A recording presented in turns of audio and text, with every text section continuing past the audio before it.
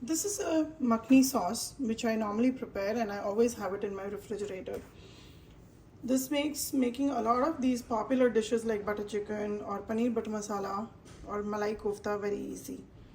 I'm going to show you how to make this in a very hands-free method, and putting it together should not take much time. You have to just make sure you cook it well and then you store it correctly. Let's see how to make Makhni sauce in my style. There is no salt added in this gravy because we'll control the salt when we prepare the dishes. For Makhni sauce, we require few ingredients, and here is the list. I want you to carefully see it, pause it, assemble everything and then prepare. Making the sauce is a hands-free process, so let's go over the ingredients. So I have 1 teaspoon of poppy seeds, 1 teaspoon of black pepper, 1 teaspoon of mace. This is the skin that is on top of the nutmeg.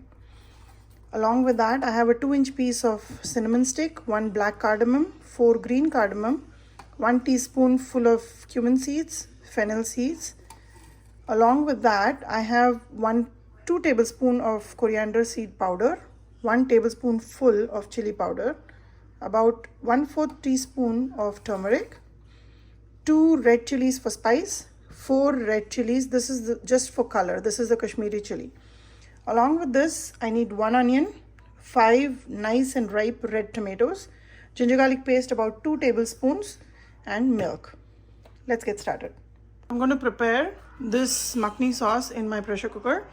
So let's not turn on the gas now. I'm going to chop up all the vegetables and then show you. In the pressure cooker, I've added about 1.5 tablespoons of oil. I still do not have the gas on. So now let's add all the tomatoes and the onions into the pressure cooker.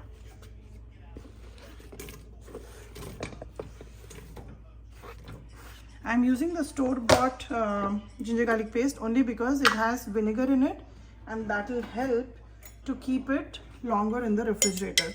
If you're not comfortable, you can add about 6 cloves of garlic and about 1-inch piece of ginger. This is 1 tablespoon. Here's the 2nd tablespoon. Just give it a quick mix.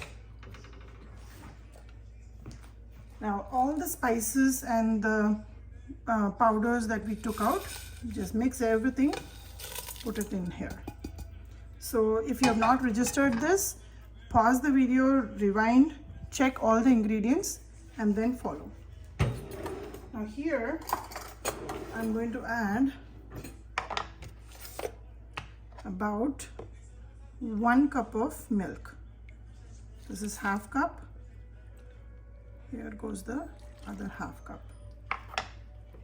Now comes the key ingredients for making this Makhni sauce. These 2 ingredients will make your gravy really creamy. This is 1/3 cup of cashew nuts and 1/3 cup of almonds. Add this to the pressure cooker.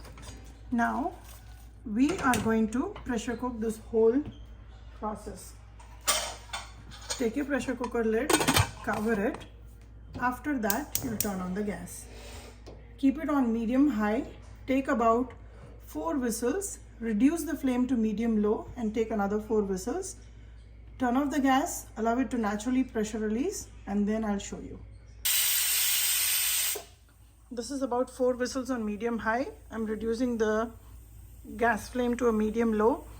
I'll take another 4 whistles and then turn off the gas. If you notice, there is no spewing in spite of we adding milk directly into the pressure cooker. The milk will reduce and it will give that gravy, that creamy texture when we cook it. The pressure is settled. The button's gone down. Let's open here and check. Now take a look here. All the milk has cooked and it has become like a mawa, milk solids, and all the other ingredients that we added is also cooked well. The turmeric adds to the color, and of course it's anti-inflammatory. But the rest of the items, although we have not soaked anything, it is cooked really well. So I'm going to put it through my Vitamix. It's a blender.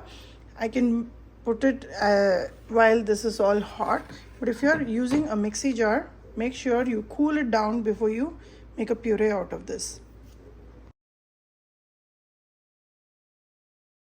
I want you to check this. There is no burning that has happened on the pressure cooker bottom, although we have cooked it for a good about 8 whistles in 2 different flame settings. Now here this is hot, but I'm going to go ahead and grind it out into a smooth puree. I'm not throwing out any chili stems or anything. This will all get pureed really well. You can see the texture of the gravy here. It's very smooth, and I didn't have to throw away the tomato peels or the seeds or the stems of the chilies that I've used. It all gets emulsified really well in this machine. I've been using this machine for the past 12 years now. So right now this liquid is really hot. We're going to let it to come down to a room temperature, and then you can either store it in a glass container or you can use an ice cube tray, pour it in the ice cube tray and freeze it. Once it's frozen, remove the cubed gravy and put it in a Ziploc and save it in the freezer for as long as you want. In my place, I usually let it come down to room temperature, put it in a glass jar and keep it in the refrigerator. This gravy can make 4 different curries. You can make paneer butter masala, you can make butter chicken, you can make vegetable handi, and you can also make kofta curry, malai kofta curry. So in the upcoming videos, I will show you how you can use it. The one thing that you don't want to do with this gravy is, after you've taken it out in a container, don't try to wash this jar and put that water in that container. That will spoil it. So this is a complete cooked gravy. It's quite a concentrated gravy. So don't add any water in this process. This will otherwise spoil.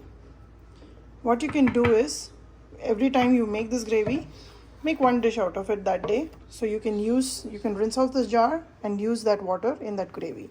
This one, I'm going to allow it to come to room temperature and freeze it.